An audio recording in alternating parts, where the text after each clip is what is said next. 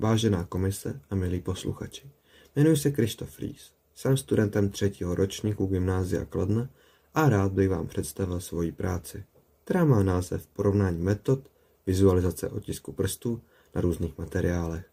Toto téma jsem si vybral, protože mám rád kriminální seriály a chemii, což tato práce propojuje.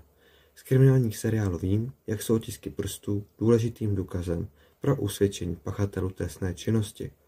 Spojil jsem se proto s doktorkou Gabrielou Broncovou z Ústavu analytické chemie na Vysoké škole chemicko-technologické v Praze, která se zabývá vývojem nových chemických postupů pro zajišťování otisku prstů a požádala jsem ji, aby byla školitelskou pro moji sočku. Co to daktyloskopie? Daktyloskopie je vědní obor, který se zabývá studiem a identifikací otisku prstů. Jelikož existuje 64 miliard možných kombinací otisku prstů, nemohou na světě existovat dva jedinci s identickými otisky. I jednovaječní sourozenci mají odlišné otisky, proto má každý jedinečnou kombinaci papilárních linií na prstech, které se během života nemění. Právě díky této jedinečnosti se otisky prstů využívají k identifikaci osob v různých oblastech, od kriminalistiky až po moderní technologie, jako jsou biometrické senzory v telefonech nebo bezpečnostní systémy. Význam.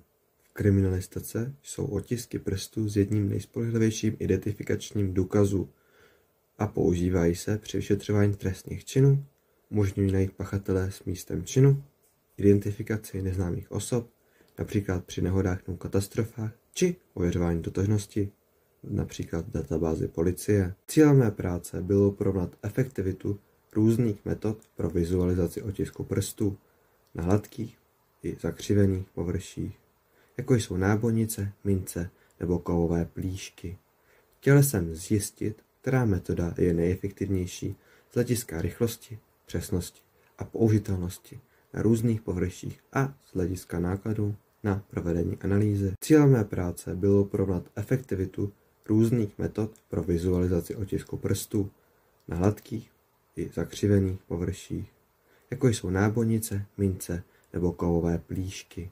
Chtěl jsem zjistit, která metoda je nejefektivnější z hlediska rychlosti, přesnosti a použitelnosti na různých površích a z hlediska nákladů na provedení analýzy. Teoretická část. Historie. V 19. století se této oblasti věnoval český vědec Jan Evangelista Purkyně, který rozdělil papilární linie do 9 základních vzorů. Tento objev významně přispěl k rozvoji kriminalistiky. V roce 1902 byly otisky prstů poprvé uznány jako důkaz u soudu ve Francii. Nejsou otisky prstů běžně využívány nejen v kriminalistice, ale také v oblasti bezpečnosti a biometrických technologií. Na našem území začal pracovat s touto metodou štábní kapitán Josef Povondra. V roce 1907 založil první četnickou daktyloskopickou sbírku českých zemí. Otisk prstů.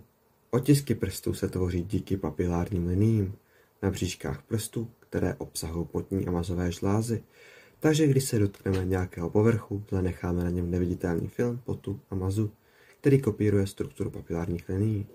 Existují 3 hlavní daktyloskopické stopy. Za prvé viditelné otisky vznikají, když se prst nečistí krví, barvou nebo jinou látkou.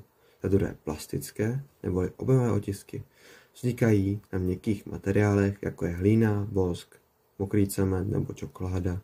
Za třetí latentní neboli skryté otisky. Nejčastější forma otisku, která je neviditelná pouhým okem a je nutné ji zviditelnit speciálními metodami, který jsem použil ve své práci. V současné době je hlavním cílem vědců oboru daktyloskopie vývoj nových vizualizačních metod, kterými by bylo možné získat levně a velmi přesně a dlouhotrvanlivé otisky prstů, a to ze všech typů a druhů povrchů. Experimentální část. Použité materiály. Pro experimenty byly vybrány materiály běžné se vyskytující na místech činu, nábojnice, mince nebo kovové plíšky.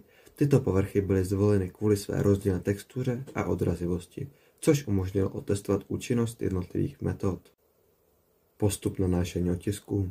Otisky prstů byly nanášeny za kontrolovaných podmínek.